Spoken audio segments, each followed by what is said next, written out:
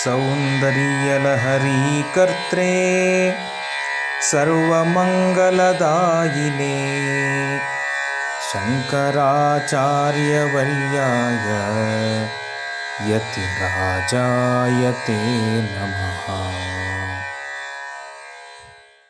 മഴു എറിഞ്ഞുവെന്നും മുറം എറിഞ്ഞുവെന്നും പറയുന്നു. ഈ മുറം പോയി വീണ ഭാഗം വരെയുള്ള ആ സ്ഥലത്ത് മണ്ണ് നിറഞ്ഞു. ഈ മണ്ണ് നിറഞ്ഞ സമയത്ത് ഭൂമിയുടെ അടിയിൽ സമുദ്രത്തിന്റെ താഴെ സർപ്പങ്ങൾ ഉണ്ടായിരുന്നു. ആ സർപ്പങ്ങൾ മുകളിലേക്ക് വന്നു. അങ്ങനെ സർപ്പശല്യം ഭൂമിയിൽ വന്നു. ഈ സർപ്പശല്യം ഒഴിവാക്കുവാൻ വേണ്ടി 12 ബ്രാഹ്മണരെ പരദേശത്തു നിന്നും പരശുരാമൻ കേരളത്തിലേക്ക് കൊണ്ടുപോയി. തന്ത്രിനോ ദ്വാദശ ശ്രേഷ്ഠാൻ എന്ന് പ്രത്യേകം കേരളോൽപ്പത്തി എന്ന ഗ്രന്ഥത്തിൽ പറയുന്നുണ്ട്. പ്രതിഷ്ഠാർത്ഥം അകൽപ്പയത്, തന്ത്രിനോ ദ്വാദശ ശ്രേഷ്ഠാൻ പ്രതിഷ്ഠാർത്ഥം അകൽപ്പയത്. കരണനെല്ലൂർ മുതലായ തന്ത്രിമാരെ പരശുരാമൻ കൊണ്ടുവന്നത് ഈ സർപ്പശല്യം ഒഴിവാക്കാൻ വേണ്ടിയായിരുന്നു എന്നാണ് ഐതിഹ്യം. അങ്ങനെ ആ 12 തന്ത്രിമാരും അവരുടെ കർമ്മങ്ങൾ ചെയ്തതിനു ശേഷവും സർപ്പശല്യം ഒഴിവാക്കാൻ സാധ്യമാകുന്നില്ല. അപ്പോൾ പരശുരാമൻ പരമശിവനെ പ്രത്യക്ഷപ്പെടുത്തി. ഇനി എന്താണ് ചെയ്യേണ്ടത്? അപ്പോ പരശുരാമൻ പറഞ്ഞു, ഏതായാലും ഇങ്ങനെയെല്ലാം സംഭവിച്ചു കഴിഞ്ഞു. ഇനി എന്ത് വേണമെന്ന് നാഗരാജാവിനോടും സർപ്പരാജാവിനോടും ചോദിച്ചതിന് ശേഷം അവരുടെ നിർദ്ദേശം അനുസരിച്ച് കർമ്മങ്ങൾ ചെയ്തു കൊള്ളുക എന്നാണ് പറഞ്ഞത്. വീണ്ടും പരശുരാമൻ അനന്തനെയും വാസുകിയെയും സർപ്പരാജാവിനെയും നാഗരാജാവിനെയും പ്രത്യക്ഷപ്പെടുത്തി. ഇങ്ങനെ സംഭവിച്ചു പോയി, ഇനി എന്ത് വേണം? അപ്പോൾ അവർ രണ്ടുപേരും പറഞ്ഞു, ഞങ്ങളുടെ ഭൂമിയെ നിങ്ങൾ കൈവശപ്പെടുത്തിയിരിക്കുന്നു. ആ സമുദ്രത്തിന്റെ താഴെയുള്ള ആ ഭൂമി ഞങ്ങളുടെ ആധാരമാണത്. നിങ്ങൾ അത് കൈവശപ്പെടുത്തിയില്ലേ? ഇനി ഞങ്ങളെ നിങ്ങൾ ഉപാസിക്കണം. ഞങ്ങൾ 3 തരക്കാരാണ്. ഉത്തമ സർപ്പങ്ങളുണ്ട്, അധമ സർപ്പങ്ങളുണ്ട്, നീച സർപ്പങ്ങൾ. ഞങ്ങൾക്ക് ഉത്തമ സർപ്പങ്ങൾക്ക് സർപ്പ ബലി തരണം. മധ്യമ സർപ്പങ്ങൾക്ക് നീരും പാലും തരണം. നീര് എന്ന് പറയുമ്പോൾ അവിടെ പാല് നിർത്തണം. മഞ്ഞൾപ്പൊടിയും പാലും കൂട്ടിക്കുഴച്ച് പുരോടാശം ഉണ്ടാക്കി ഞങ്ങൾക്ക് തരണം. നീരും പാലും എന്ന് പറഞ്ഞ് അത് 100 പാലുമായി മാറിയിരിക്കുകയാണ്. 100 എന്ന് പറഞ്ഞാൽ ചുണ്ണാമ്പാണ്. ചുണ്ണാമ്പും മഞ്ഞളും കൂടി കൂട്ടിക്കുഴച്ച് കൊടുത്തു കഴിഞ്ഞാൽ സർപ്പത്തിന് വിരോധം കൂടുതലായിരിക്കും. അപ്പോൾ 100 പാലും എന്ന് പറയരുത്, നീരും പാലും അല്ലെങ്കിൽ നീറും പാലും എന്നാണ് പറയുന്നത്. ഉത്തമ സർപ്പം, അധമ സർപ്പം, ഇനി നീച സർപ്പം. ഉത്തമ സർപ്പങ്ങൾക്ക് സർപ്പബലി തന്നെ വേണം. അധമ സർപ്പങ്ങൾക്ക് പുരോടാശം തരണം. മഞ്ഞൾപ്പൊടിയും പാലും കൂട്ടിക്കുഴച്ച് ഉണ്ടാക്കി തരണം. ഇനി നീച സർപ്പങ്ങൾക്ക് ഉള്ളുവൻ പാട്ട് പഠിക്കും. ഇങ്ങനെ അന്ന് അനന്തനും വാസുകിയും നിർദ്ദേശിച്ച പ്രകാരമാണ് 24 സഹസ്രം ച 24,000 സർപ്പപ്രതിഷ്ഠകൾ കേരള നിർമ്മിതിക്ക് ശേഷം പരശുരാമൻ നമ്പൂതിരി കുടുംബങ്ങളിലും നായർ കുടുംബങ്ങളിലും ചെയ്തു വെച്ചു എന്നാണ് പറയുന്നത്. ആ സർപ്പങ്ങളെയാണ് ഇപ്പോൾ നമ്മൾ നശിപ്പിച്ചുകൊണ്ടിരിക്കുന്നത്. ആ സർപ്പക്കാവുകൾ മുഴുവൻ നശിപ്പിച്ചുകൊണ്ട് നമ്മൾ വീട് പണിയുക. അപ്പോൾ സർപ്പകോപം എന്തായാലും ഉണ്ടായിരിക്കും. ഈ സർപ്പകോപം മാറ്റണമെങ്കിൽ അഷ്ടനാഗ സങ്കല്പം, നവനാഗ സങ്കല്പം, ഇങ്ങനെ 2 സങ്കല്പങ്ങളുണ്ട്. ഏതെങ്കിലും സങ്കല്പത്തിൽ പറഞ്ഞിരിക്കുന്ന ഈ നാഗദേവതമാരെന്ന് പറയുന്നത് ശൈവ വൈഷ്ണവ ശാക്തേയ സമ്പ്രദായത്തിൽ വരുന്ന ചൈതന്യങ്ങളല്ല എന്നാണ് പറയുന്നത്. ഏതെങ്കിലും ഒരു ദേവചൈതന്യം ഒന്നിലെ അത് ശക്തി അല്ലെങ്കിൽ ശക്തിയുമായി ബന്ധപ്പെട്ടതായിരിക്കും, ദേവിയുമായി ബന്ധപ്പെട്ടതായിരിക്കും, അല്ലെങ്കിൽ ദേവതാ ചൈതന്യം വൈഷ്ണവമായിരിക്കും, അല്ലെങ്കിൽ ശൈവമായിരിക്കും. ഇങ്ങനെ 3 ചൈതന്യങ്ങൾ മാത്രമേ ഈ ലോകത്തുള്ളൂ. പക്ഷേ സർപ്പചൈതന്യം എന്ന് പറയുന്നത് ഇതിൽ നിന്നും വ്യത്യാസപ്പെട്ട് പ്രത്യേകം ഒരു ദേവതാ ചൈതന്യങ്ങളാണ് സർപ്പങ്ങൾ. അപ്പോൾ ഈ 3 തരത്തിലുള്ള സർപ്പങ്ങളിൽ ഏതെങ്കിലും ഒരു സർപ്പം നമ്മളുടെ ഭൂമിയിൽ ഉണ്ടാവാൻ സാധ്യതയുണ്ട്. ആ സർപ്പത്തിന് വർഷത്തിൽ ഒരിക്കൽ നാഗപഞ്ചമി ദിവസം അതിന് പ്രത്യേകം ക്ഷീരാഭിഷേകം ചെയ്യണമെന്ന് ഭഗവാൻ കൃഷ്ണൻ ധർമ്മപുത്രരോട് ഒരിക്കൽ പറയുകയുണ്ടായി. അത്രയും പ്രാധാന്യമാണ് സർപ്പങ്ങൾക്ക്. ആ 2 സർപ്പങ്ങളും ഞാൻ തന്നെയാണ് എന്ന് ഗീതയിൽ കൃഷ്ണൻ അർജുനനോട് പറഞ്ഞിട്ടുണ്ട്. അനന്തനും വാസുകിയും ഞാൻ തന്നെയാണ് അർജുന എന്ന് പ്രത്യേകം പറഞ്ഞിട്ടുണ്ട്.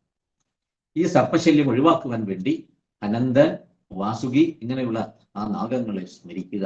അനന്തോ വാസുകി ശേഷ പത്മനാഭശ്ച കമ്പള ധൃതരാഷ്ട്ര ശംഖപാല തക്ഷക കാളിയസ്തഥ ഏതാനി നവനാമാനി നാഗാനാം ച മഹാത്മനാം സായംകാലേ പഠേതു നിത്യം പ്രാതഃകാലേ വിശേഷതഃ. ഈ ശ്ലോകം നിത്യവും പാരായണം ചെയ്യുക, രാവിലെയും വൈകുന്നേരം. ആ രണ്ടു വരി മാത്രം മതി. അനന്തോ വാസുവിശേഷ പത്മനാഭശ്ച കമ്പള ധൃതരാഷ്ട്ര ശംഖപാല തക്ഷക കാളിയസ്തഥ. ഈ രണ്ടു വരി നിത്യവും ഓരോരുത്തരും, കുടുംബാംഗങ്ങൾ ഓരോരുത്തരും രാവിലെയും വൈകുന്നേരവും പാരായണം ചെയ്തു കഴിഞ്ഞാൽ ആ വീട്ടിൽ സർപ്പഭയം ഉണ്ടാവുകയില്ല. ഇനി വേറൊരു തരത്തിലും സർപ്പഭയം മാറ്റാം. ഇപ്പോൾ എടുത്ത ഈ ശ്ലോകം നിത്യവും പാരായണം ചെയ്തു കഴിഞ്ഞാലും സർപ്പദോഷം മാറും. 87-ാമത്തെ ശ്ലോകം. നിത്യവും പാരായണം ചെയ്യുന്നവരുടെ വീട്ടിൽ ദോഷങ്ങൾ ഉണ്ടാവുകയില്ല. ഈ ശ്ലോകം പിന്നീട് ഗ്രൂപ്പിൽ ഇടുന്നതായിരിക്കും. ഇപ്പോൾ അത് കേട്ട് എഴുതിയെടുക്കാൻ പറ്റില്ലല്ലോ എന്ന് വിചാരിച്ച് വിഷമിക്കേണ്ട കാര്യമില്ല. ശ്ലോകം ഇതാണ്. അനന്തോ വാസുകി ശേഷ പത്മനാഭശ്ച കമ്പള ധൃതരാഷ്ട്ര ശംഖപാല തക്ഷക കാളിയസ്തഥ. ഈ രണ്ടുപേരും മാത്രം ചൊല്ലിയാൽ മതി. സർപ്പങ്ങൾ ഇണങ്ങുന്നു, വരും കാര്യങ്ങൾ മുൻകൂട്ടി അറിയുവാൻ സാധ്യമാകുന്നു, കൂടുതൽ സമ്പത്തുണ്ടാകുന്നു. ഈ 3 ഫലങ്ങളാണ് ഈ ശ്ലോകത്തിൽ പറഞ്ഞിരിക്കുന്നത്. 88-ാമത്തെ ശ്ലോകം. ഈ ശ്ലോകത്തില് സർവ അഭീഷ്ട ദാനശക്തിയും പാദങ്ങളുടെ സൗന്ദര്യ ആധിക്യവും ഒന്നും കൂടി വ്യക്തമാക്കി തരികയാണ് ആചാര്യസ്വാമികൾ. പദം തേ കീർത്തീനാം പ്രപദം അപദം ദേവി വിപദാം കഥം നീതം സദ്ധി കഠിന കമഠീകർപ്പരതുലാം കഥം വാ ബാഹുഭ്യാം ഉപയമനകാലേ പുരഭിത യദാദായ ന്യസ്തം ദൃശതി ദയമാനേന മനസാ.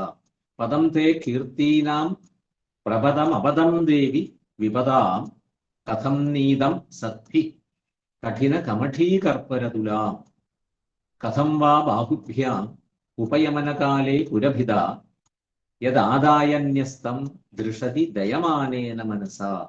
പദം തേ കീർത്തീനാം പ്രപദം അപദം ദേവി വിപദാം കഥം നീതം സദ്ധി കഠിന കമഠീകർപ്പരതുലാം കഥം വാ ബാഹുഭ്യാം ഉപയമനകാലേ പുരഭിത യദാദായ ന്യസ്തം ദൃശതി ദയമാനേന മനസാ. പ്രപദം അപദം യത് ആദായ യദാദായ കഠിനകമഠീകർപ്പ അതുലാം.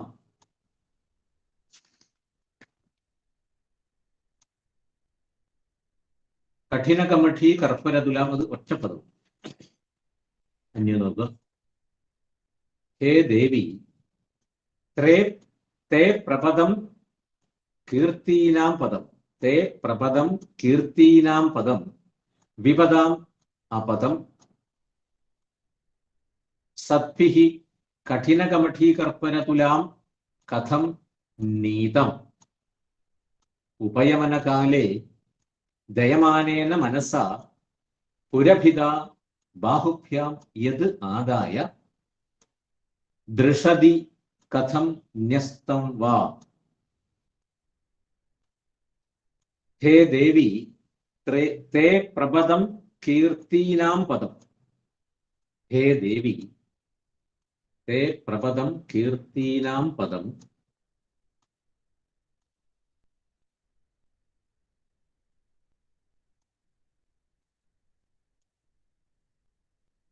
വിപദാം അപദം. തേ പ്രപദം കീർത്തീനാം പദം വിപദാം അപദം. പുളിശം. സദ്ഭിഃ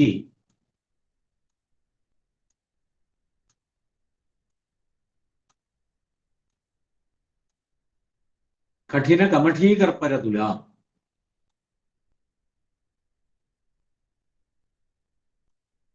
കഠിനകമഠീകർപ്പരതുലാം കഥം നീതം. കഥം നീതം.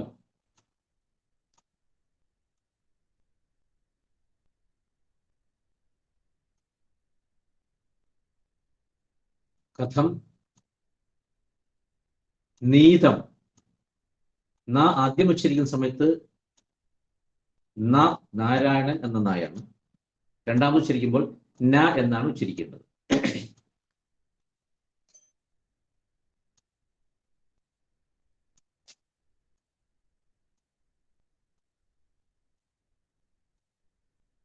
കമഠീകർപ്പരതുല കഠിന കമഠീകർപ്പരതുലാം കഥം നീതം കഥം നീതം ഉപയമനകാലേ ദയമാനേന മനസാ ഉപയമനകാലേ ദയമാനേന മനസാ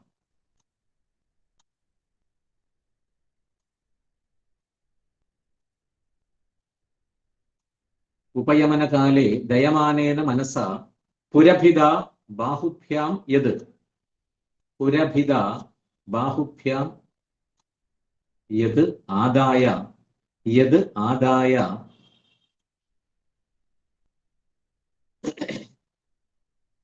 ദൃഷതി ദൃഷതി കഥം ന്യസ്തം വാ ദയമാനേന മനസാ പുരഭിത ബാഹുഭ്യാം യത് ആദായ ദൃഷതി കഥം ന്യസ്തം വാ കഥം ന്യസ്തം വാ.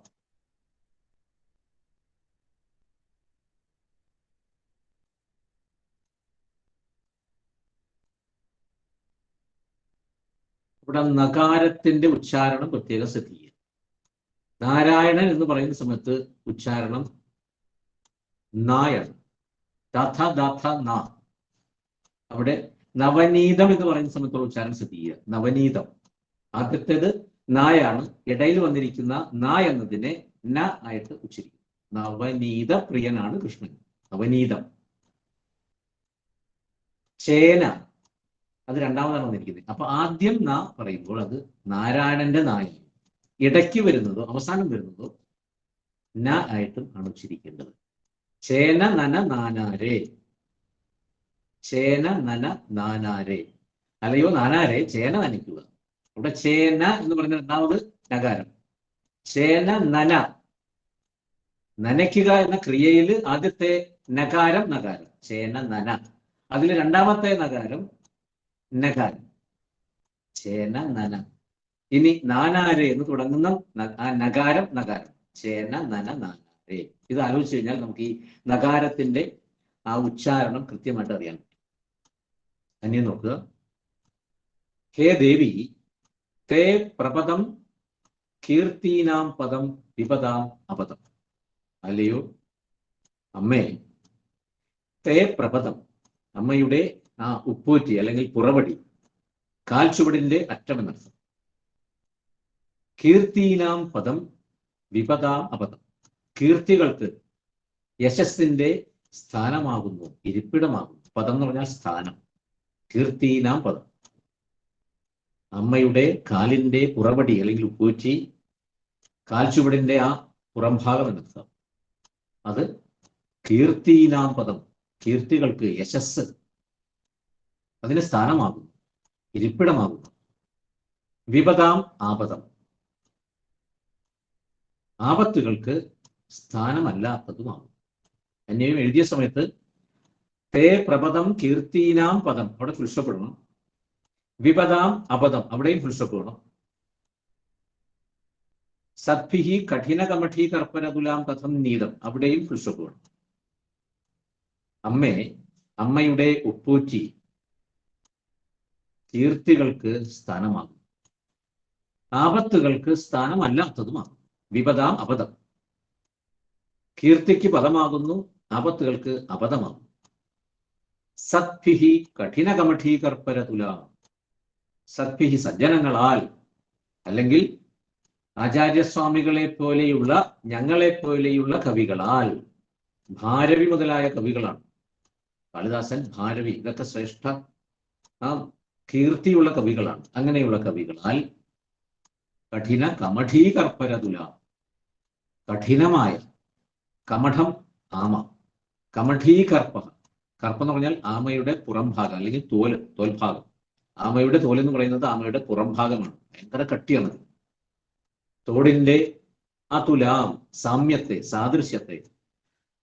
തുല എന്ന് പറഞ്ഞാൽ സാദൃശ്യം. അതുലാം സാദൃശ്യമല്ലാത്തത്. കഥം എങ്ങനെ നീതം നീതം ആദ്യമാണ് പറഞ്ഞിരിക്കുക. അപ്പൊ നീതം നീതം എന്ന് പറയുന്നത് നീതം എന്നാണ് പറയുന്നത്. പ്രാപിക്കപ്പെട്ടിരിക്കുന്നു. ആമത്തോടിന്റെ സാദൃശ്യത്തെ എങ്ങനെയാണ് ഉപമിക്കപ്പെട്ടിരിക്കുന്നത്? ഈ ആമയുടെ തോടിനോട് എങ്ങനെ ഉപമിച്ചിരിക്കുന്നു? കവികള് അങ്ങനെ ഉപമിച്ചിട്ടുണ്ട്. ലളിതാ സഹസ്രനാമത്തിലൊക്കെ കൂർമ്മപൃഷ്ടു ജയാന്യ ആ ശ്ലോകം അവിടെ നാമം പറഞ്ഞിട്ടുണ്ട്. കൂർമ്മപൃഷ്ഠം, കൂർമ്മത്തിന്റെ പൃഷ്ഠഭാഗമായിട്ട് അവിടെ വശിന്യാദി വാഗ്ദേവതകൾ ഉപമിച്ചിട്ടുണ്ട്. കമഠീകർപ്പര തുലാം, ആമത്തോടിന്റെ സാദൃശ്യത്തെ അവിടെ കമഠം എന്ന് പറഞ്ഞാൽ ആമയാണ്. കമഠി പെൺ ആമ. ആ പെണ്ണാമയുടെ പുറന്തോടിന്റെ സാദൃശ്യത്തെ എങ്ങനെ ഉപമിക്കപ്പെട്ടിരിക്കുന്നു? അങ്ങനെ ഉപമിച്ചത് ശരിയായിട്ടില്ല എന്നാണ് എനിക്ക് തോന്നുന്നത് എന്ന് ആചാര്യസ്വാമികൾ പറയുന്നു. പുരഭിത ബാഹുഭ്യാം ഏത് ആദായം, പരമശിവനാൽ 2 കൈകളെ കൊണ്ട് ഏതൊന്നാണോ എടുക്കപ്പെട്ടത്. ദൃഷതി കഥം ന്യസ്തം വാ, അമ്മിക്കല്ലിൽ എങ്ങനെയാണ് വെക്കപ്പെട്ടത്? പരമശിവനും പാർവതിയും തമ്മിലുള്ള സ്വയംവരം, ആ വിവാഹ സമയത്ത് അമ്മിക്കല്ലിൽ കാലെടുത്ത് വെച്ചിരിക്കുന്നു. ഇത് ബ്രാഹ്മണരുടെ ഒരു വിവാഹ സമയത്തുള്ള ഒരു ചടങ്ങാണ്. വിവാഹം എന്ന സംസ്കാരത്തിലെ അനവധി കർമ്മങ്ങളാണ് ബ്രാഹ്മണർക്ക് ചെയ്യുവാനുള്ളത്. അതിൽ ഒരു പ്രധാനപ്പെട്ട ചടങ്ങാണ് ഈ അശ്മാരോഹണം. കല്ലിലേക്ക് കാല് വെക്കുക. സാധാരണ അമ്മിക്കല്ലാണ് എടുത്തുകൊണ്ട് വന്ന് വെക്കാറ്. അമ്മിക്കല്ല് തന്നെ വേണമെന്നില്ല, ഏതൊരു കരിങ്കല്ലായാലും മതി. ഇവിടെ 2 കാര്യങ്ങൾ പറഞ്ഞിരിക്കുന്നു. ഈ 2 കാര്യങ്ങളും അയുക്തമാണ്. കല്ലിൽ കാലെടുത്ത് വെച്ചത് ശരിയായില്ല. ഇത് ഒരു അഭിപ്രായ വ്യത്യാസം കവി നമ്മളോട് പറയുകയാണ് ചെയ്യുന്നത്. അശ്മസ്ഥാപനം എന്നാണ് ഇതിന്റെ പേര്. അശ്മാരോഹണം അല്ലെങ്കിൽ അശ്മസ്ഥാപനം എന്ന് പറയും. ആ കർമ്മം ചെയ്തത് ശരിയായില്ല. എന്തുകൊണ്ടാണത്? അല്ലയോ ദേവി, കീർത്തിക്ക് സ്ഥാനവും ആപത്തുകൾക്ക് അവിഷയവുമാണ് നിന്തിരുവടിയുടെ ഉറവടി. അതിനെ മഹാന്മാരായ കവികൾ തന്നെ അതികഠിനമായ ആമത്തോടിനോട് താരതമ്യപ്പെടുത്തി കാണും. ഇതെങ്ങനെ സംഭവിച്ചു? ത്രിപുരാന്തകൻ തന്നെ വിവാഹ സമയത്ത് ദയമാനമായ മനസ്സോടുകൂടിയാണെങ്കിലും കൈകൾ കൊണ്ട് അതിനെ എങ്ങനെ കഠിനമായി ശിലാതലത്തിൽ വെച്ചു. അവിടെ ഭർത്താവ് വധുവിന്റെ കാലുകൾ വരൻ എടുത്ത് കല്ലിൽ വെക്കുന്നു. അതാണ് സംഭവം. ദേവീപാദങ്ങളുടെ ഭക്ത സംരക്ഷണ ക്ഷമതയും തജ്ജന്യമായ കീർത്തിയും ആകാരഭംഗിയും മൃദുലതയും, വളരെ സോഫ്റ്റാണ് ദേവിയുടെ കാലം, ആ മൃദുലതയും ഈ ശ്ലോകത്തിൽ വർണ്ണിക്കുക. സർവലോകത്തെയും കാത്തുരക്ഷിക്കുന്നവയാണ് ദേവിയുടെ പാദങ്ങൾ. പ്രത്യേകിച്ച് ഭക്തന്മാർക്ക് യാതൊരു ആപത്തും ഉണ്ടാകാതെ ആ പാദങ്ങൾ സദാ സംരക്ഷിക്കുന്നു. വിപത്തുകൾക്ക് ആ പാദവുമായി യാതൊരു ബന്ധവുമില്ല. അതിനാൽ ദേവിയുടെ തൃപ്പാദങ്ങൾ സദാ കീർത്തിക്കപ്പെടുന്നു. ഇങ്ങനെ ദേവിയുടെ പാദമഹിമ കീർത്തിക്കുന്ന സത്തുക്കളായ കവികൾ, ഞങ്ങളെ പോലെ ഉള്ളവര്, ആ കവികൾ തന്നെ ദേവിയുടെ പാദങ്ങളെ ആമത്തോടിനോട് ഉപയോഗിക്കാറുണ്ട്. കൂർമ്മ പൃഷ്ഠ ജയിഷ്ണു പ്രപദാന്യുത, ആമയുടെ മുതുകിനെ ജയിക്കുക. ശീലമായ പ്രപദങ്ങളോട് കൂടിയവൾ, കാലിന്റെ പുറംഭാഗം ഉയർന്നിരിക്കുന്നവൾ. സൗന്ദര്യ ലക്ഷണമായി സാമുദ്രിക ശാസ്ത്രത്തിൽ പറയുന്നു. അത് തന്നെയാണ് വശിന്യാദി വാഗ്ദേവതകൾ അവിടെ പ്രകീർത്തിച്ചത്. ഇത് ശരിയായിട്ടില്ല എന്നാണ് ശങ്കരാചാര്യരുടെ പക്ഷം. ഇങ്ങനെ ദേവതമാര്, വശിന്യാദി വാഗ്ദേവതകൾ എന്ന് പറയുന്നത് ദേവതമാരാണ്. ആ ദേവതമാരും ഇങ്ങനെ ഉപമിച്ചിട്ടുണ്ട്. ഇനി വേറെ നല്ല പണ്ഡിതന്മാരായിരിക്കുന്ന കവികളും ഇങ്ങനെ ഉപയോഗിച്ചിട്ടുണ്ട്. ഇതൊട്ടും തന്നെ ശരിയായിട്ടില്ല എന്നാണ് ആചാര്യസ്വാമി പറയുന്നത്. ആമത്തോട് കഠിനവും പരുപരുത്തതുമാണ്. ദേവിയുടെ പാദങ്ങളാണെങ്കിൽ അതിമൃദുലങ്ങൾ, മൃദുവല്ല അതിമൃദുവാണ് ദേവിയുടെ പാദം. നല്ലവരായ കവികൾ അവയെ തമ്മിൽ എങ്ങനെ താരതമ്യപ്പെടുത്തി എന്ന് ആചാര്യ ഭഗവത് പാദർ സംശയിക്കുകയാണ്. ഇതെന്താണ് അവർക്ക് പറ്റിയത്? അവർക്ക് എന്തെങ്കിലും ബുദ്ധിമാന്ദ്യം ആ സമയത്ത് സംഭവിച്ചിട്ടുണ്ടായിരുന്നോ എന്ന് സംശയം തോന്നുകയാണ് ഈ നമ്മുടെ കവിക്ക്. അവയ്ക്ക് തമ്മിൽ ആകൃതി സാമ്യം മാത്രമേ ഉള്ളൂ, ഗുണസാമ്യമില്ല എന്ന് താല്പര്യം. അതുപോലെ വിവാഹ സമയത്ത് പരമശിവൻ ദേവിയുടെ കാല് പിടിച്ച് അമ്മി ചവിട്ടിച്ചു. ദേവിയുടെ നേർക്ക് ദയയില്ലാത്ത ആളല്ല അദ്ദേഹം. ദയാവാനായ പരമശിവന് അതിമൃദുലമായ ദേവിയുടെ കാലിൽ പിടിച്ച് അതികഠിനമായ അമ്മയുടെ പുറത്ത് വെക്കാൻ എങ്ങനെ മനസ്സ് വന്നു? എനിക്കിത് മനസ്സിലാവുന്നില്ല. അത്ര സോഫ്റ്റ് ആയിട്ടുള്ള കാലുള്ള ആ വധുവിന്റെ ആ കാല് പിടിച്ച് ഇത്രയും പരുഷമായിരിക്കുന്ന ഒരു കല്ലിൽ എങ്ങനെയാണ് ഈ പരമേശ്വരനെ വെക്കാൻ തോന്നിയത്? ഇയാൾ ദയാവായ്പുണ്ടെന്നെല്ലാം പറയുന്നുണ്ടല്ലോ, ഇവിടെ ഈ ദയ കാണിച്ചില്ലല്ലോ എന്നാണ് സംശയിക്കുന്നത്. അമ്മി ചവിട്ടിക്കൽ നമ്പൂതിരിമാരുടെ വിവാഹവുമായി ബന്ധപ്പെട്ട ഒരു പ്രധാനപ്പെട്ട ചടങ്ങാണ്. 2 പ്രയോഗം കൊണ്ടും ദേവിയുടെ പാദങ്ങളുടെ മാർദ്ദവം സൂചിതമാകുന്നു. ആമയുടെ തോട്, അതും അങ്ങനെ ഉപയോഗിച്ചതും ശരിയായിട്ടില്ല, അമ്മി ചവിട്ടിക്കലും ശരിയായിട്ടില്ല.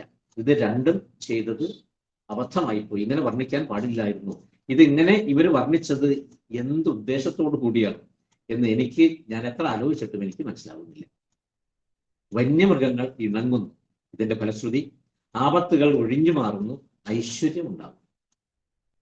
ആ ബ്രാഹ്മണരുടെ വിവാഹം എന്ന് പറയുന്നത് ഏതൊരു വിവാഹവും സംസ്കാരത്തിലൊന്നാണ്. ബ്രാഹ്മണർക്ക് പ്രത്യേകിച്ച് 16 സംസ്കാരങ്ങളാണ് ചെയ്യുവാനുള്ളത്. വിവാഹം എന്നത് ധർമ്മം, അർത്ഥം, കാമം, മോക്ഷം ഈ 4 ചതുർവിധ പുരുഷാർത്ഥങ്ങൾ സ്ഥാപിക്കുവാനുള്ള സംസ്കാരമാണ് വിവാഹം. 16 സംസ്കാരങ്ങളാണ് ഇവർക്കുള്ളത്. അതിൽ 15ാമത്തെ സംസ്കാരമാണ് വിവാഹം. ധർമാർത്ഥ കാമമോക്ഷാണം ധാരാഹ സംപ്രാപ്തി ഹേതവ. ധർമ്മം, അർത്ഥം, കാമം, മോക്ഷം ഈ 4 കാര്യങ്ങൾ പ്രാപിക്കുവാൻ വേണ്ടി ധാരാഹ എന്ന പദം അത് ബഹുവചന പദമാണ്, പക്ഷെ ഭാര്യ എന്നാണ് അർത്ഥം. ധാരാഹ എന്ന് പറയുന്നത് ഭാര്യ. സംപ്രാപ്തി ഹേതവ, സംപ്രാപ്തി ഹേതുവായിരിക്കുന്നു, ഇത് കിട്ടുവാനുള്ള കാരണമായിരിക്കുന്നു ഭാര്യ. അപ്പോ ഒരു വരൻ വധുവിനെ വിവാഹം കഴിച്ചാൽ മാത്രമേ ഈ ധർമാർത്ഥങ്ങൾ സാധിക്കുകയുള്ളൂ. അതിന് പ്രജകൾ ഉണ്ടായിരിക്കണം, പ്രജ ബലികർമ്മം ചെയ്യണം. ഇതൊക്കെ ഇതിന്റെ ആന്തരികാർത്ഥത്തിൽ വരുന്ന കാര്യങ്ങൾ. ആ 16 സംസ്കാരങ്ങളിൽ 15ാമത്തെ സംസ്കാരമാണ് വിവാഹം. ആദ്യത്തെ സംസ്കാരമാണ് ഗർഭാധാനം. വിവാഹത്തിന് ശേഷം സ്ത്രീ പുരുഷ ബന്ധം ചെയ്തതിന് ശേഷം ബീജസങ്കലനവും ആ അണ്ഡവും ബീജവും കൂടിച്ചേർന്ന് സന്താനത്തെ ജനിപ്പിക്കും. ഇതാണ് ഗർഭാധാനം എന്ന് പറയുന്ന ആദ്യത്തെ സംസ്കാരം. ബ്രാഹ്മണരുടെ വിവാഹ ദിവസം അതിന്റെ പിറ്റേ ദിവസവും തമ്മിൽ ഇവർ ഒരുമിച്ച് ചേരാൻ പാടില്ല എന്നായിരുന്നു പണ്ടത്തെ നിയമം. സോമ പ്രഥമോ വിവിധേ, വിവാഹത്തിന്റെ ആദ്യ ദിവസം സോമനാണ് വധുവിനെ അനുഭവിക്കുന്നത് എന്നാണ് പറയുന്നത് ചന്ദ്രദേവൻ. ഗന്ധർവോ വിവിധ ഉത്തരഹ, ഗന്ധർവന്മാരാണ് ഈ വധുവിനെ അനുഭവിക്കുക. തൃതീയോ അഗ്നിഷ്ടേ പതിഹി, 3ാം ദിവസം അഗ്നിയാണ് അനുഭവിക്കുക. തുരീയസ്തേ മനുഷ്യജാഹ, 4ാമത്തെ ദിവസമാണ് മനുഷ്യൻ എന്ന് പറയുന്ന ആ വരൻ വധുവിനെയും വരനെയും ഒരുമിച്ച് ഒരു മുറിയിൽ കിടത്താൻ പാടുള്ളൂ എന്നാണ് പണ്ടത്തെ നിയമം. ഈ നിയമം ഇപ്പോഴും പാലിക്കുന്നവർ അനവധിയുണ്ട്. 3 ദിവസങ്ങളിൽ ഇവരുടെ ഫസ്റ്റ് നൈറ്റ് ആഘോഷിക്കാൻ പാടില്ല. ഇത് പലരും പറഞ്ഞു കൊടുക്കാറുമില്ല, ഇപ്പോൾ അത് ആചരിക്കാറുമില്ല. ഫസ്റ്റ് നൈറ്റിന് കത്തിരിക്കാൻ ഇവർക്ക് പറ്റുകയുമില്ല. അങ്ങനെ ഇപ്പോൾ ഇത് ആചരണമില്ല. പണ്ട് കാലത്ത് ഇങ്ങനെ കൃത്യമായിട്ട് ആചരിച്ചിരുന്നു വലിയ വലിയ ബ്രാഹ്മണ കുടുംബങ്ങളിലെല്ലാം. സോമ പ്രഥമോ വിവിധേ ഗന്ധർവോ വിവിധ ഉത്തര തൃതീയോ അഗ്നിഷ്ടേപതി തുരീയസ്തേ മനുഷ്യജാഹ, ഇതാണ് ഇതിന്റെ പ്രമാണം. ആദ്യത്തെ സംസ്കാരമാണ് ഗർഭാധാനം. 2ാമത്തെ സംസ്കാരമാണ് പുംസവനം.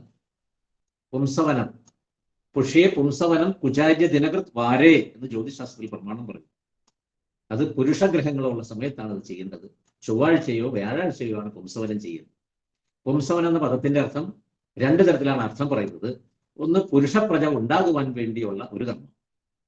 മറ്റൊരർത്ഥം, അകത്തിരിക്കുന്ന ആ ബീജസങ്കലനം ചെയ്തിരിക്കുന്ന സമയത്തുള്ള പിണ്ഡം അത് പുരുഷപ്രജയായി ജനിക്കുവാനാണ് അവന്റെ വിധിയെങ്കിൽ പുരുഷപ്രജയായി ജനിക്കുക, പുരുഷത്വം ഉണ്ടാകുക. അത് സ്ത്രീപ്രജയാണെങ്കിൽ സ്ത്രീത്വം ഉണ്ടാകുക. ഇതാണ് മറ്റൊരർത്ഥം. ഈ 2 അർത്ഥവും തുല്യ പ്രാധാന്യങ്ങൾ തന്നെ എന്നാണ് പറയുന്നത്. പുരുഷപ്രജ ഉണ്ടാകുവാൻ ആണ് ഇത് എന്നതിന് പുരുഷഗ്രഹങ്ങളുള്ള ആ ആഴ്ചകളിൽ ചെയ്യാനായിട്ട് പറയുന്നു. പുരുഷപ്രജയും സ്ത്രീപ്രജയും വെച്ച് നോക്കുമ്പോൾ പുരുഷപ്രജയ്ക്കാണ് പ്രാധാന്യം വരുന്നത്. അത് ബലികർമ്മം ചെയ്യുവാൻ പുത്രനാണ് അധികാരി, പുത്രിയേക്കാൾ അധികാരി പുത്രനാണ്. 3ാമത്തേതാണ് സീമന്തം. ഗർഭിണിയുടെ തലയിൽ സീമന്തരേഖ വരയ്ക്കണം. സീമന്തിനിയാക്കിയതിന് ശേഷമാണ് പ്രസവിക്കേണ്ടത്. അങ്ങനെ ആദ്യത്തെ ഗർഭത്തിലാണ് സീമന്തം എന്ന സംസ്കാരം. രണ്ടാമത്തെ ഗർഭത്തിലും ആകുന്നതുകൊണ്ട് വിരോധമില്ല എന്ന് പറയുന്നു. പക്ഷെ അതിന്റെ സീമന്തെ അഗ്രിമ ഗർഭ ഏവധവളെ എന്ന് ജ്യോതിശാസ്ത്രത്തിൽ പ്രത്യേകം പറയുന്നുണ്ട്. അഗ്രിമ ഗർഭത്തിൽ മതി എന്നാണ് പറയുന്നത്. സീമന്തരേഖ ആ നെറ്റിയിൽ വരച്ചതിന് ശേഷം, മുള്ളുകൊണ്ട് വരച്ചതിന് ശേഷം പ്രസവിക്കുന്ന പുത്രനെ സീമന്തപുത്രൻ എന്ന പേരിൽ അറിയപ്പെടും. അടുത്തത്, കുട്ടി ജനിച്ചു കഴിഞ്ഞാൽ ജാതകർമ്മം ഒരു ചടങ്ങാണ്. കൃഷ്ണൻ രാമനൊക്കെ ജനിച്ചതിന് ശേഷം മഹർഷിമാരുടെ ജാതകർമ്മം ചെയ്യാൻ വന്നിരുന്നു എന്ന് പുരാണത്തിൽ പറയുന്നു. നാമകരണം, കുട്ടിക്ക് പേരിടുക.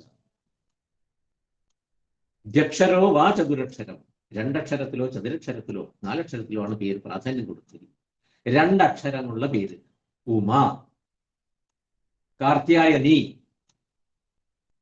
ഇങ്ങനെയുള്ള നാലക്ഷരമോ രണ്ടക്ഷരമോ ആണ് നല്ലതെന്ന് പറയപ്പെടുന്നു. രണ്ടക്ഷരമാണെങ്കിൽ അത് വിളിക്കാൻ എളുപ്പമാണ്. പെൺകുട്ടിയാണെങ്കിൽ ലളിതാ സഹസ്രനാമത്തിലെ ദേവിയുടെ പര്യായങ്ങളിൽ ഏതെങ്കിലും ഇടുക. ആൺകുട്ടിയാണെങ്കിൽ വിഷ്ണു സഹസ്രനാമത്തിലെ ഏതെങ്കിലും ഒരു നാമം ഇടുക. അതാണ് നമ്മൾ ആചരിക്കുന്നത്. നിഷ്ക്രാമണം, വാതിൽ പുറപ്പാട്.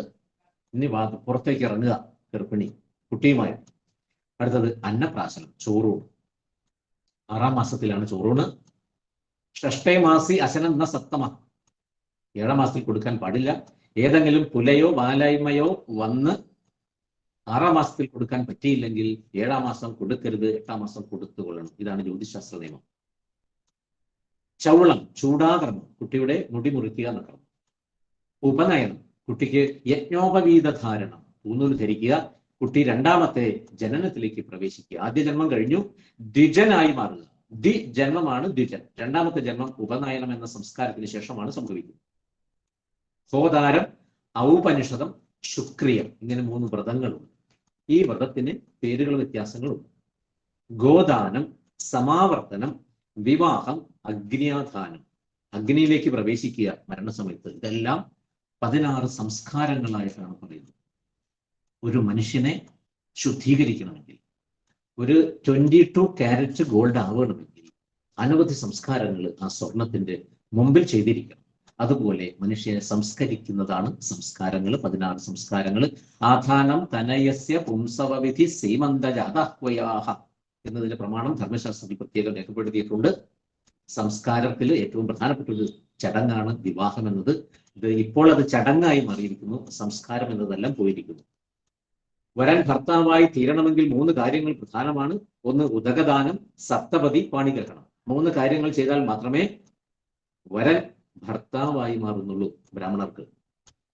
വധുവരന്മാർ ഭാവി കർത്തവ്യങ്ങളിൽ ഒന്നിച്ച് വർത്തിക്കണം എന്നതിന്റെ ആരംഭ സൂചനയാണ് സപ്തപതി. 7 കാൽവെപ്പുകൾ ഓരോന്നും ഗൃഹസ്ഥൻ ആചരിക്കണമെന്നാണ്. ആ വിവാഹ സമയത്ത് തന്നെ 7 പദങ്ങൾ വെക്കണം, 7 കാൽപാദങ്ങൾ ചവിട്ടണം. അങ്ങനെ ചവിട്ടുന്നതിന് പകരമാണ് ഇപ്പോൾ വിവാഹത്തിന് ശേഷം കൈ പിടിച്ചിട്ട് 3 പ്രദക്ഷിണം അഗ്നിസാക്ഷിയായിട്ട് ചെയ്യുന്നത്.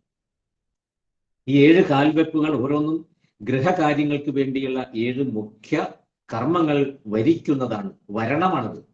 മന്ത്രോച്ചാരണത്തോടുകൂടി ചെയ്യുന്ന 7 കാൽവെപ്പുകൾ അഗ്നിസാക്ഷിയായി ചെയ്യുന്നത് ഇപ്രകാരമാണ്. ആദ്യത്തെ കാൽവെപ്പാണ് അന്നപാനാദികൾക്ക് വേണ്ടി.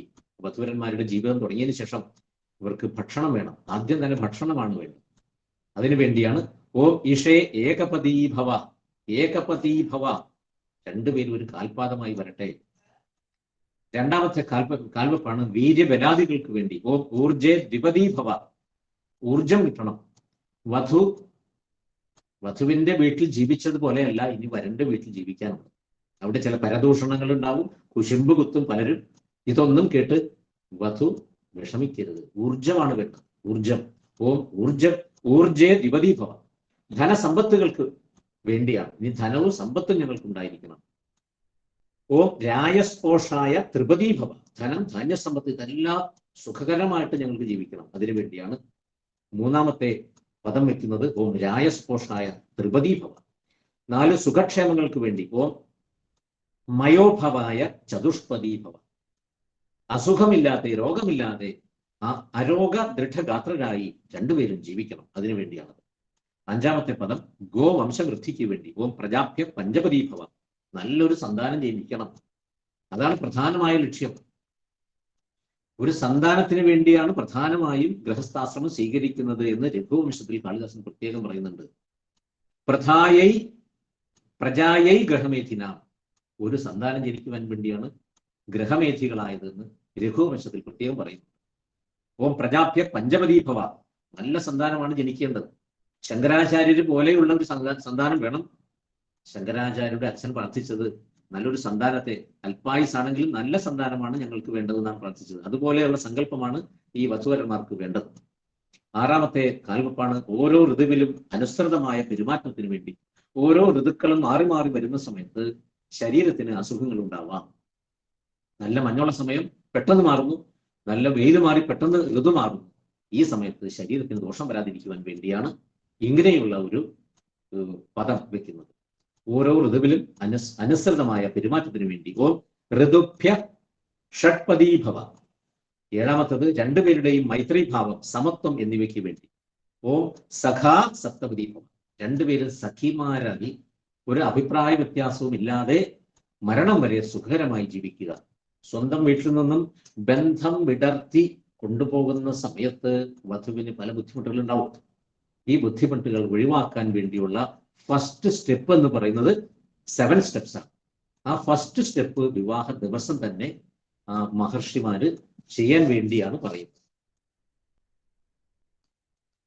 ഭർത്താവിന്റെ ആയുസ്സിന് ദോഷം വരാതിരിക്കുവാൻ വേണ്ടി രണ്ടുപേരും കൂടി കൈപിടിച്ച് ഹോമകുണ്ടത്തിൽ മലര് ഹോമിക്കുന്ന ലാജഹോമം എന്ന ചടങ്ങ് ഏറ്റവും പ്രധാനപ്പെട്ടത്. ലാജഹോമം, മലര് ഹോമിക്കുന്നു രണ്ടുപേരും കൂടി അഗ്നികുണ്ടത്തിൽ, രണ്ടുപേരും കൂടിയാണ് അത് ചെയ്യുന്നത്. ഇതെല്ലാം പ്രത്യേകം പ്രത്യേകം മന്ത്രങ്ങളുണ്ട്. ഇയംനാരുപബ്രൂതേ അഗ്നൗ ലാജാൻ ആവബന്തി ദീർഘായുരസ്തു മേ പതിർ ജീവാതു ശരതശതം. എന്റെ ഭർത്താവ് ദീർഘകാലം ജീവിക്കട്ടെ എന്ന സങ്കല്പത്തോടുകൂടി രണ്ടുപേരും കൂടി ചെയ്യുന്ന ക്രിയയാണ്. ഇതിൽ ഏറ്റവും പ്രധാനപ്പെട്ട മറ്റൊരു ചടങ്ങാണ് അശ്മാരോഹണം. വധുവിന്റെ കാല് വരൻ അമ്മിക്കല്ലിൽ എടുത്തു വെച്ച് സ്പർശിക്കുന്നു. പരമശിവൻ അന്ന് പാർവതിയുടെ കാലെടുത്ത് വെച്ച് സ്പർശിച്ചത് ഒട്ടും തന്നെ ശരിയായിട്ടില്ല. ഇത്രയും പരുഷമായ ഒരു കല്ലിൽ ഇത്രയും മൃദുലമായ അതിമൃദുലമായ കല്ലെടുത്ത് വെച്ചല്ലോ, ഇതെന്നെ കൊണ്ട് സഹിക്കാൻ പറ്റുന്നില്ല, ഇത് ചെയ്തത് ശരിയായില്ല. ആ സന്ദർഭമാണ് ഇവിടെ ശങ്കരാചാര്യർ ഇവിടെ പ്രയോഗിച്ചിരിക്കുന്നത്. ഇത് കേരളത്തിലുള്ള ആചാരത്തിനാണ് പ്രാധാന്യം. മറ്റുള്ള സംസ്ഥാനങ്ങളിൽ ഇത് പ്രാധാന്യം കൊടുക്കുന്നുണ്ടോ ഇല്ലെന്ന് അറിയില്ല. ശങ്കരാചാര്യർ കേരളീയനായതുകൊണ്ട് ഈ ആചാരം ഇവിടെ എടുത്തു പറഞ്ഞിരിക്കുകയാണ്. അശ്മേവത്വം സ്ഥിരാഭവ, കല്ല് പോലെ നിന്റെ മനസ്സ് ഉറച്ചതാകട്ടെ. ഭർത്താവിന്റെ വീട്ടിൽ ചെന്ന് കഴിഞ്ഞാൽ ചിലപ്പോൾ ഭർത്താവിന്റെ അനിയനോ ചേട്ടനോ ഭർത്താവിനേക്കാൾ സുന്ദരനായിരിക്കാം. ഈ സമയത്ത് അവരെ കാണുന്ന സമയത്ത് മനസ്സ് മാറിപ്പോകാൻ പാടില്ല. എന്റെ ഗൃഹത്തിലേക്ക് വന്നു ചേരുമ്പോൾ അനവധി സുന്ദരന്മാരെ കാണുവാൻ ഇടവന്നാൽ നിന്റെ മനസ്സ് ചഞ്ചലമാകരുത്. ഉറച്ച മനസ്സോടുകൂടി ഞാൻ തന്നെയാണ് സുന്ദരൻ, നിന്റെ ജീവിതത്തിലെ ഏറ്റവും വലിയ സുന്ദരൻ നിന്റെ ഭർത്താവ് തന്നെ എന്ന ബോധം എപ്പോഴും ഉണ്ടായിരിക്കണം. അനവധി കർമ്മങ്ങളാണ് ഈ വിവാഹവുമായി ബന്ധപ്പെട്ട അനവധി സമ്പ്രദായങ്ങളുണ്ട്. ചില സമ്പ്രദായത്തിൽ പറയുന്നത് ശുഭേ തിഥൗ ധർമ്മ പ്രജാ സമ്പത്തയെ ഏകവിംശതി കുലോത്താരണായ വരസ്യ പിതൃ ഋണമോചനായ ച കന്യാദാനമഹം കരിഷ്യേ. കന്യകയുടെ പിതാവാണ് കന്യാദാനം ചെയ്യേണ്ടത്. ആ കന്യകയുടെ പിതാവ് കന്യാദാനം ചെയ്യുന്ന സമയത്ത് സങ്കല്പിക്കുന്നത് എന്താണ്? ശുഭേ തിഥൗ, ഉത്തമമായിരിക്കുന്ന മുഹൂർത്തത്തിലായിരിക്കണം. ധർമ്മപ്രജാസമ്പത്തയെ, ധർമ്മം അനുസരിച്ച് ജീവിക്കുന്ന ഒരു പ്രജാസമ്പത്തിക്ക് വേണ്ടിയാണ് ഞാൻ എൻ്റെ മകളെ നിനക്ക് ദാനം ചെയ്യുന്നത്, അല്ലയോ വരനോട് ചെയ്യുന്ന പ്രാർത്ഥനയാണ് കന്യകയുടെ പിതാവ്. ഏകവിംശതി കുലോത്താരണായ, 21 തലമുറയെ രക്ഷിക്കുവാൻ വേണ്ടിയാണ് ഞാൻ എൻ്റെ മകളെ നിനക്ക് ദാനം ചെയ്യുന്നത്. 21 തലമുറ എന്ന് പറയുന്നത് 10 തലമുറ പുറകിലേക്കും 10 തലമുറ മുമ്പിലേക്കും പിന്നെ നിങ്ങളുടെ വധൂവരന്മാരുടെ തലമുറയായ ഒരു തലമുറ, അങ്ങനെ 21 തലമുറയെ രക്ഷിക്കുവാൻ വേണ്ടിയാണ് ഞാൻ എൻ്റെ മകളെ നിനക്ക് ദാനം ചെയ്യുന്നത്. ഈ വിവാഹം കഴിഞ്ഞതിന് ശേഷം നാളെ തന്നെ കാനഡയിലേക്കോ കാലിഫോർണിയയിലേക്കോ പോയതിനു ശേഷം മധുവിധം ആഘോഷിക്കാൻ വേണ്ടിയല്ല ഞാൻ എൻ്റെ മകളെ നിനക്ക് ദാനം ചെയ്യുന്നത്, നല്ല ധർമ്മം അനുസരിച്ച് ജീവിക്കുന്ന ഒരു സന്താനത്തിന് വേണ്ടി മാത്രമാണ് എന്നാണ് അവിടെ വധുവിന്റെ പിതാവിന്റെ സങ്കല്പം. വരസ്യ പിതൃ ഋണമോചനായ കന്യാദാനമഹം കരിഷ്യേ, ഞാൻ കന്യകയെ നിനക്ക് ദാനം ചെയ്യുകയാണ്. മംഗല്യ തന്തുനാനേന മമ ജീവന ഹേതുന കണ്ഠേ ബധ്നാമി സുഭഗേ ത്വം ജീവ ശരതശതം, നീ ജീവിക്കുക 100 വർഷത്തോളം ജീവിക്കുക എന്ന സങ്കല്പത്തോടു കൂടിയാണ് ചെയ്യുന്നത്. ഇനി അങ്ങനെ ഒരു ജീവിതം തുടങ്ങിക്കഴിഞ്ഞാൽ നല്ല സന്താനം ഉണ്ടാകുവാൻ വേണ്ടി എന്താണ് ചെയ്യേണ്ടത്? അത് തന്ത്രശാസ്ത്രത്തിലും ആയുർവേദത്തിലും പ്രത്യേകം പറയുന്നുണ്ട്. ഗർഭാധാനാത് സമാരഭ്യ പിതരവും ബ്രഹ്മചാരിണവും സ്യാത് ശിശോഹോ സ്തന്യപാനനിവൃത്യന്തം യഥാശയവും. വിവാഹത്തിന് ശേഷം നല്ലൊരു സന്താനം ജനിക്കണമെങ്കിൽ ഗുരുക്കന്മാർ തന്നിരിക്കുന്ന കാര്യങ്ങളെ നമ്മൾ അനുസരിക്കണം. ശ്രീനാരായണ ഗുരുദേവൻ ധർമ്മം എന്ന ഒരു കൃതി, ഗുരുദേവധർമ്മം എന്ന കൃതിയിൽ ഗർഭിണി ചര്യയെ പറ്റി പ്രത്യേകം പറയുന്നു.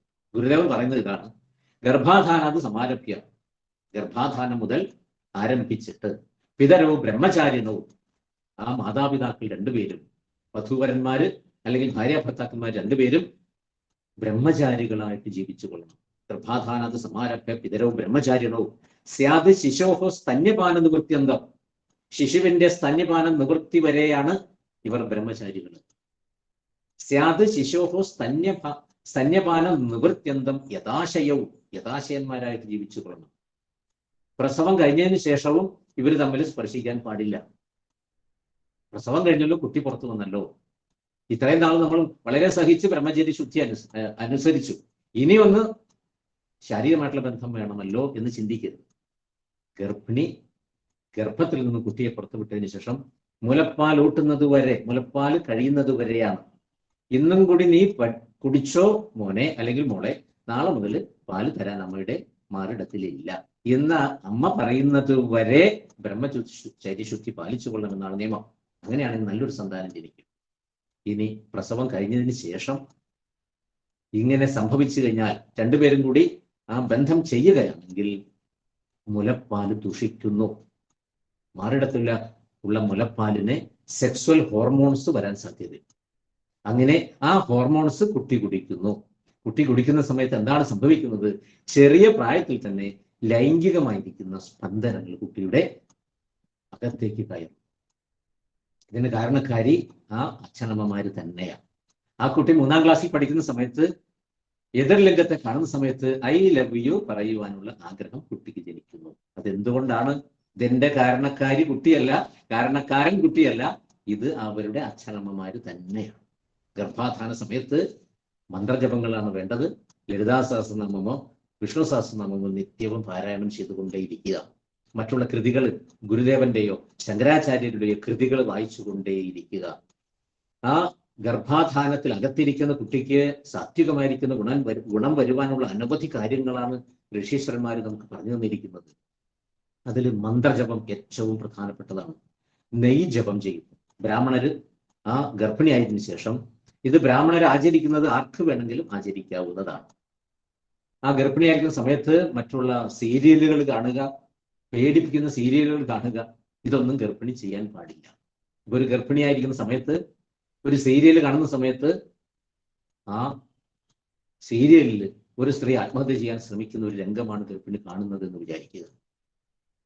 ഇപ്പൊ ഗർഭിണി ഇത് കാണുന്ന സമയത്ത് അയ്യോ ഈ സ്ത്രീ ഇപ്പൊ മരിക്കുമോ എന്ന് ഗർഭിണി പേടിക്കുന്ന സമയത്ത് അതിന്റെ സ്പന്ദനം ഗർഭപാത്രത്തിനകത്തിരിക്കുന്ന കുട്ടിക്ക് സംഭവിക്കും. അങ്ങനെ ആ സ്പന്ദനം അമ്മയായിരിക്കുന്ന ആ ഗർഭിണി കൊടുത്തു കഴിഞ്ഞാൽ എന്താണ് സംഭവിക്കാൻ പോകുന്നത്? 5ാമത്തെ വയസ്സിൽ തന്നെ ഈ ഒരു ആത്മഹത്യ ടെൻഡൻസി കുട്ടിക്ക് വരാം. അത് അങ്ങനെയുള്ള ദുഷ്ചിന്തകളോ താമസമായിരിക്കുന്നതും രാജസമായിരിക്കുന്ന ചിന്തകൾ വരാതിരിക്കുവാനും വേണ്ടി സാത്വികമായിരിക്കുന്ന കർമ്മങ്ങൾ ചെയ്തുകൊണ്ടേയിരിക്കണം. അതിന് പ്രധാനമായും അതിനൊരു പോസിറ്റീവ് എനർജി കൊടുക്കണം, ഒരു ഊർജം കൊടുക്കേണ്ടത് ആവശ്യമാണ് ഈ അകത്തിരിക്കുന്ന കുട്ടിക്ക്. അതിന് ആദ്യത്തെ മാസം, 2ാമത്തെ മാസം, 3ാമത്തെ മാസം, ഈ 3 മാസങ്ങളിൽ എന്താണ് ചെയ്യേണ്ടത്? പുരുഷ സൂക്തം ജപിച്ച് നെയ്യ് കൊടുക്കണം. സഹസ്രശീർഷ പുരുഷ സഹസാക്ഷ സഹസ്രപാദ്, ഈ ഋക്ക് മന്ത്രം ജപിച്ച് നെയ്യ് കൊടുക്കുക എന്നൊരു സമ്പ്രദായം പണ്ട് ബ്രാഹ്മണർക്ക് ഉണ്ടായിരുന്നു. ഈ കാലഘട്ടത്തിൽ നമുക്കത് ആചരിക്കാവുന്നതാണ്. അതിൽ പുരുഷ ഏവേദം സർവം യഥൂതം യച്ചഭവ്യം, ഇതിലൊരു പ്രധാനപ്പെട്ട ഋക്കാണത്. പുരുഷ ഏവേദം സർവം യഥൂതം യച്ചഭവ്യം. ഈ മന്ത്രം കൂടുതൽ ഒരു ജപിക്കുക. സഹസ്രശീർഷ പുരുഷ എന്ന മന്ത്രം ജപിക്കുന്നതിന്റെ കൂടെ പുരുഷ ഏവേദം സർവം എന്ന ഋക്ക് കൂടുതൽ 108 പ്രാവശ്യം അവിടെ ജപിച്ചതിന് ശേഷം ഈ നെയ്യ് 3 മാസം കൊടുക്കുമ്പോൾ അതിൻ്റെ അകത്തിരിക്കുന്ന കുട്ടിക്ക് എനർജി സംഭവിക്കുന്നു. 4ാമത്തെ മാസം ചതുരക്ഷരി ഗോപാല മന്ത്രം ജപിച്ചു കൊടുക്കണം, നെയ്യ് കൊടുക്കുക. നെയ്യോ വെണ്ണയോ കൊടുക്കാം. 5ാമത്തെ മാസം പഞ്ചാക്ഷര മന്ത്രം നമശിവായ മന്ത്രം ജപിച്ചിട്ട് നെയ്യ് കൊടുക്കുക. 6ാമത്തെ മാസം ലഘു സുദർശനം സുബ്രഹ്മണ്യ മന്ത്രം ഈ 2 മന്ത്രങ്ങൾ ജപിച്ചു കൊടുക്കുക. 7ാമത്തെ മാസം പഞ്ചദുർഗ മൃത്യുഞ്ജയം 2 മന്ത്രങ്ങൾ ജപിച്ചു കൊടുക്കുക. 8ാമത്തെ മാസം അഷ്ടാക്ഷര മന്ത്രം, വൈഷ്ണവ മന്ത്രം. 9ലും 10ലും വിഷ്ണു സഹസ്രനാമം ജപിക്കുക. ഇനി ലളിതാ സഹസ്രമാണെങ്കിലും വിരോധമൊന്നുമില്ല, വൈഷ്ണവത്തിനാണ് ഇവിടെ പ്രാധാന്യം. ആ വിഷ്ണു സഹസ്രനാമം ഒരു അന്തർജനത്തിന്റെ അനുഭവം ഞാൻ നിങ്ങളോട് പറയാം. ഞങ്ങളുടെ നാട്ടിൽ സംഭവിച്ച ആമയുടെ മനയിൽ നിന്ന് വന്നിരിക്കുന്ന ഒരു അന്തർജനത്തിന്റെ അനുഭവമാണ് ഞാൻ ഗർഭിണിയായ ദിവസം മുതൽ ഇവർ ഈ വിഷ്ണു സഹസ്രനാമം ജപിക്കാൻ തുടങ്ങി. എല്ലാ ദിവസവും വൈകുന്നേരം വിഷ്ണു സഹസ്രനാമം ജപിക്കും. അങ്ങനെ ഒരു 6 മാസം കഴിഞ്ഞ സമയത്ത്, ഒരു മന്ത്രം ജപിക്കുന്ന സമയത്ത് ഗർഭപാത്രത്തിൽ ഒരു വൈബ്രേഷൻ അനുഭവപ്പെട്ടു. ഗൃഥ സ്പഷ്ടതർ അസ്പഷ്ട ആ മന്ത്രം ജപിക്കുന്ന സമയത്താണ് സംഭവിച്ചതെന്നാണ് പറയുന്നത്. ഇങ്ങനെ ഒരു ദിവസം ഒരു ഭയങ്കര വൈബ്രേഷൻ അനുഭവിച്ചു. അപ്പോൾ ഗർഭിണിക്ക് ഒന്നും സംശയം തോന്നില്ല. 2ാമത്തെ ദിവസവും ഈ മന്ത്രം ജപിക്കുന്ന സമയത്ത് ഇങ്ങനെ ഒരു സംഭവം ഉണ്ടായി. 3ാമത്തെ ദിവസവും അപ്പൊ അകത്തിരിക്കുന്ന കുട്ടി ഇത് കേട്ടതിന് ശേഷം അവിടെ അവന് നിൽക്കക്കള്ളിയില്ല. അതുകൊണ്ടാണ് വൈബ്രേഷൻ ഉണ്ടായത്. ഗൃഥ സ്പഷ്ടതർ അസ്പഷ്ട എന്ന മന്ത്രത്തിനാണ് സംഭവിച്ചതെന്നാണ് ആ അന്തർജനം എന്നോട് നേരിട്ട് പറയുകയുണ്ടായി. അപ്പൊ ഇതിൽ നിന്ന് നമ്മൾ എന്താണ് മനസ്സിലാക്കുന്നത്? ഈ കുട്ടി ജനിച്ചത് പെൺകുട്ടിയായിട്ട് ജനിച്ചിരുന്നുവെന്നും ഈ കുട്ടിക്ക് ചെറിയ പ്രായത്തിൽ തന്നെ അമ്മയെ യശോദാമ്മ യശോദാമ്മ എന്ന് കുട്ടി വിളിച്ചു എന്നാണ് അന്തർജനം പറഞ്ഞത്. അകത്തിരിക്കുന്ന കുട്ടിക്ക് കൃഷ്ണത്വം വന്നു. പക്ഷെ പെൺകുട്ടി ആയതുകൊണ്ട് ഏത് കുട്ടിയാണോ എന്ന് നിങ്ങൾ ചിന്തിക്കേണ്ട വിഷയമില്ല. ഏത് കുട്ടിയാണെങ്കിലും ആ ആധ്യാത്മികമായിരിക്കുന്ന ശക്തിവിശേഷം ആ ഗർഭപാത്രത്തിലിരിക്കുന്ന കുട്ടിക്ക് ഉണ്ടാവും എന്നുള്ളതാണ് ഇതിൽ നിന്ന് നമുക്ക് മനസ്സിലാക്കാൻ പറ്റിയത്. ഇനി ആയുർവേദത്തിൽ പ്രത്യേകം പറയുന്നുണ്ട്, സഹസ്രയോഗം എന്ന ആ വിഷയത്തിൽ, ആ ഗ്രന്ഥത്തിലാണ് പറയുന്നത്, ഗർഭിണിക്ക് കുറുന്തോട്ടി വേര് തിളപ്പിച്ച് പാല് കൊടുക്കുക. 1ാമത്തെ മാസത്തിൽ കുറുന്തോട്ടി വേര് പാൽക്കഷായം വെച്ച് കൊടുക്കുക. 2ാമത്തെ മാസത്തിൽ തിരുതാളി എന്ന മരുന്ന് പാൽക്കഷായം വെച്ചു. 3ാമത്തെ മാസം ചെറുവഴുതിന. 4ാമത്തെ ദിവസം ഓരില വേര് പാൽക്കഷായം വെച്ച് കൊടുക്കുക. 5ാമത്തെ മാസം ചിറ്റമൃത് ആരും മൊരിയും നീക്കിയെടുത്തതിന് ശേഷം പാൽക്കഷായം വെച്ച് കൊടുക്കണം. 6ാമത്തെ മാസം കുത്തരിച്ചുണ്ട വേര് കഷായം വെച്ച് കൊടുക്കുക. 7ാമത്തെ ദിവസം യവം. 8ാമത്തെ മാസം പെരുംകുരുമ്പ എന്ന മരുന്ന് കഷായം വെച്ച് കൊടുക്കുക. 9ാമത്തെ മാസത്തിൽ ശതാവരി കിഴങ്ങ് കഷായം വെച്ച് കൊടുക്കുക. 9മേ ശതാവരി സിദ്ധം സപയ സർവദാഹിതം. ഇതെന്നാലും വ്യക്തമായ പ്രമാണങ്ങൾ സഹിതമാണ് ഞാനിവിടെ പറയുന്നത്. എന്റെ വ്യക്തിപരമായിട്ടുള്ള അഭിപ്രായം ഒന്നും തന്നെ ഞാനിവിടെ പറഞ്ഞിട്ടില്ല. 5 കടങ്ങളാണ് നമുക്ക് വീട്ടുവാനുള്ളത്. ഒരു മനുഷ്യന് 5 കടം വീട്ടാൻ. ഒന്ന് ഭൂതകടം, ഒന്ന് മനുഷ്യകടം, ഒന്ന് ദേവകടം, ഋഷികടം. ഭൂതകടം, മനുഷ്യകടം, ഋഷികടം, ദേവകടം, പിതൃകടം. ഇതില് ദേവകടം എന്ന് പറയുന്നത് പിതൃകടം എന്ന് പറയുന്നതും വളരെ പ്രാധാന്യം അർഹിക്കുന്നതാണ്. ആ പിതൃകടം എന്നതിന് 5 കടങ്ങളിൽ വെച്ച് പ്രാധാന്യം കൊടുക്കേണ്ടത് പിതൃകടത്തിനാണ്. മാതാപിതാക്കൾ ജീവിച്ചിരിക്കുന്ന സമയത്ത് അവർക്ക് സമാധാനവും സന്തോഷവും കൊടുക്കുക എന്നതാണ് ഒരു സന്താനത്തിന്റെ കർത്തവ്യം. അവർ മരിച്ചതിന് ശേഷം അവർക്ക് ബലികർമ്മങ്ങൾ ചെയ്യണം. 2 തരത്തിലാണ് ബലികർമ്മങ്ങൾ. ഒന്ന് ശ്രാദ്ധം, 2 തർപ്പണം. നമ്പൂതിരി നായർ സമുദായങ്ങളിൽ ശ്രാദ്ധത്തിനാണ് പ്രാധാന്യം കൊടുത്തിരിക്കുന്നത്. നായർ ഫാമിലിക്ക് താഴെയുള്ള സമുദായങ്ങളിൽ തർപ്പണത്തിനാണ് പ്രാധാന്യം. എല്ലാ അമാവാസി ദിവസങ്ങളിലും മാസത്തിൽ ഒരു ദിവസം തർപ്പണം ചെയ്തു കൊള്ളണമെന്ന് ഗുരുദേവൻ പ്രത്യേകം പറഞ്ഞിരിക്കുന്നു. ശ്രീനാരായണ ഗുരുദേവനോട് ഒരാൾ ചോദിച്ചു, തർപ്പണം ചെയ്യുന്ന സമയത്ത് പിതൃക്കൾ വന്ന് ബലി സ്വീകരിക്കുന്നുണ്ടെന്ന് ഉള്ളതിന് എന്താണ് ഗുരുദേവ, ഇതിന് വല്ല തെളിവുണ്ടോ? അപ്പൊ ഗുരുദേവൻ പറഞ്ഞു, തർപ്പണ ദിവസം, അടുത്ത തർപ്പണ ദിവസം തന്നെ വർക്കല ശിവഗിരിയിൽ വന്നോളൂ, അവിടെ തർപ്പണമുള്ള ദിവസമാണ്. അങ്ങനെ ഇദ്ദേഹം വന്നപ്പോൾ 9 മണിയായി. ഈ തർപ്പണം എന്താണെന്ന് അറിയാൻ. ഈ സമയത്ത് എല്ലാവരും തർപ്പണം കഴിഞ്ഞ് പോയി, പുരോഹിതൻ മാത്രമേ അവിടെ ഉണ്ടായിരുന്നുള്ളൂ. അപ്പൊ പെട്ടെന്ന് ഒരാൾ കിതച്ചു വരികയാണ്, തർപ്പണത്തിന് സമയം കഴിഞ്ഞോ, എനിക്ക് ബസ് കിട്ടിയില്ല. അപ്പൊ പുരോഹിതൻ പറഞ്ഞു, സമയം കഴിഞ്ഞിട്ടില്ല, നിങ്ങൾ വന്ന് കാൽമുഖവും കഴുകി ഇരുന്നുകൊള്ളൂ, തർപ്പണം തുടങ്ങാം. അങ്ങനെ ഈ വ്യക്തി പുരോഹിതനും തമ്മിൽ 5 ഉണ്ടയായി ഭാഗിക്കുക. മാതൃവംശേ കുലേ ജാതഃ പിതൃവംശേ കുലേ ജാതഃ. എന്റെ അമ്മയുടെ വംശത്തിൽ പിറന്നവർക്ക് ഞാൻ ആദ്യത്തെ ഉണ്ട വയ്ക്കുന്നു, അച്ഛന്റെ വംശത്തിൽ പിറന്നവർക്ക് 2ാമത്തെ ഉണ്ട, പങ്കവഹ മുടന്തന്മാർക്കായിക്കൊണ്ട് വേറെ ഉണ്ട. ഇങ്ങനെ സങ്കല്പം ഇതെല്ലാം ചെയ്യുന്നത് ഇയാൾ ഇങ്ങനെ നോക്കി നിൽക്കുന്നുണ്ട്. ഇങ്ങനെ നോക്കി നിൽക്കുന്ന സമയത്ത് പുരോഹിതനും ഈ വന്ന വ്യക്തിയും മാത്രമേ, ഈ 2 പേരെ മാത്രമേ അദ്ദേഹം കാണുന്നുള്ളൂ. ഈ തർപ്പണം ചെയ്ത് പോകാറായ സമയത്ത് പുരോഹിതന്റെ കൂടെ 6 പേര് വേറെ ഇരിക്കുന്നതായിട്ട് ഇയാൾ കണ്ടുവെന്നാണ്. ഈ 6 പേര് ആരാണെന്ന് മനസ്സിലാകുന്നില്ല. അവസാന സമയത്ത് പിതൃക്കൾ വന്ന് ബലി സ്വീകരിച്ചു പോയി എന്നതിന്റെ വ്യക്തമായ തെളിവ് ഗുരുദേവൻ ഈ വ്യക്തിക്ക് കാണിച്ചു കൊടുത്തു എന്നാണ് പറയുന്നത്. ഈ സമയത്ത് ഇദ്ദേഹത്തിന് മനസ്സിലായി ഇങ്ങനെ ചില കാര്യങ്ങൾ ശരിയാണെന്നുള്ളത്. എന്നാൽ ഗുരുദേവനെ ഒന്ന് പരീക്ഷിക്കാൻ വേണ്ടി ഗുരുദേവനെ പിന്നീട് പോയി കണ്ടിട്ട് ഒരു ചോദ്യം കൂടി ചോദിച്ചു. ഗർഭത്തിലിരിക്കുന്ന കുട്ടി ആൺകുട്ടിയാണോ പെൺകുട്ടിയാണോ എന്ന് ഗുരുദേവന് പറയുവാൻ പറ്റുമോ?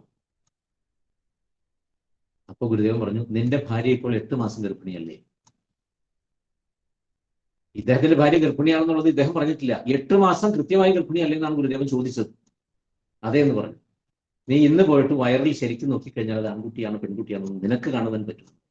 അങ്ങനെ ഇദ്ദേഹം പോയി നോക്കിയ സമയത്ത് ഒരു ആൺകുട്ടി അതിനുള്ളിൽ കിടന്ന് കളിക്കുന്നുണ്ടായിരുന്നു. പ്രസവം കഴിഞ്ഞപ്പോൾ അത് ആൺകുട്ടി തന്നെ ആയിരുന്നു.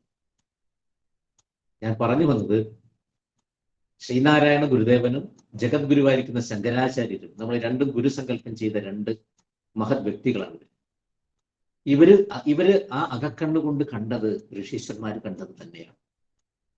അപ്പൊ അവരുടെ കൃതികൾ പാരായണം ചെയ്തു കഴിഞ്ഞാൽ, ഗുരുദേവ കൃതിയോ ഏത് കൃതി നിങ്ങളുടെ ഇഷ്ടാനുസരണം നിങ്ങൾക്ക് പാരായണം ചെയ്യാം. ഒരു ഗ്രന്ഥവും വായിക്കേണ്ട കാര്യമില്ല. പുരാണങ്ങൾ വായിക്കേണ്ട, ഭഗവത്ഗീത വേണ്ട, ഭാഗവതം വേണ്ട, നാരായണീയം വേണ്ട. ഇവരുടെ കൃതികൾ പാരായണം ചെയ്താൽ മതി.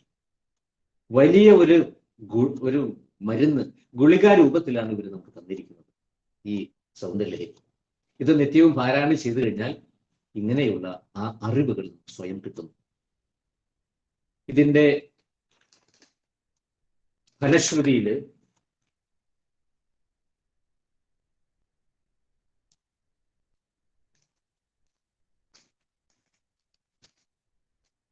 വന്യമൃഗങ്ങൾ ഇണങ്ങുന്നു, ആപത്തുകൾ ഒഴിയുന്നു, ഐശ്വര്യമുണ്ടാകുന്നു. വന്യമൃഗങ്ങളുടെ ശല്യം നമുക്ക് ഉണ്ടാകുന്നില്ല. ഇതാണ് ഇതിന്റെ ഫലശ്രുതിയായിട്ട് പറയുന്നത്. അപ്പൊ ഇത്രയും പറഞ്ഞുകൊണ്ട് ഇന്നത്തെ ഈ ക്ലാസ് ഇവിടെ അവസാനിപ്പിക്കുന്നു. എല്ലാവർക്കും നന്ദി, നമസ്കാരം. ജയ ജയ ശിവദയിതേ ഹരിഹര വിരിഞ്ചനുത ചരിതേ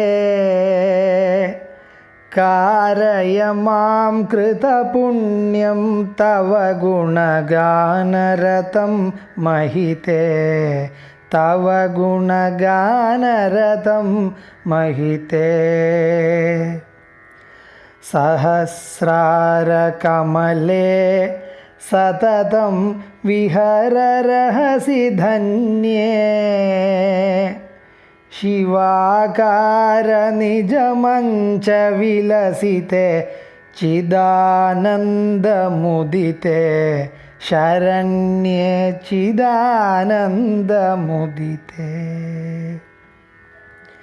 ഭവാനി മയി ദാസേ ദൃഷ്ടിം വിതരത്തെ സകരുണാം നിജസായുജ്യപദൈകവിതരണാം നിഖിലദുഃഖതരണാം ഐഹിക നിഖിലദുഃഖതരണാം ഭവതു മേ വിലസിതം സപര്യാവിരചനം തവ ശിവേ സമകര നിപാത ഹിമകര സമാനദൃശാ സ്നപയ കൃപയാ മാമപി ദൃശാ സ്നപയ കൃപയാ അനേന ധന്യമിമം മന്യേ ധരണിധര സുകന്യേ തവ സ്തന്യമധുരാസ്വാദനസുഖ നിരസ്താന്യവിഷയം കുരു മാം നിരസ്താന്യവിഷയം ത്വദീയമപി വചനം ഗദതോ മദീയമിവ വചനം സ്വകീയസലിലൈഃ സാഗരതർപ്പണസമം ജനനി വിദിതം സകലം സമം ജനനി വിദിതം जय जय शिवदयिते हरिहरविरिञ्चनुतचरिते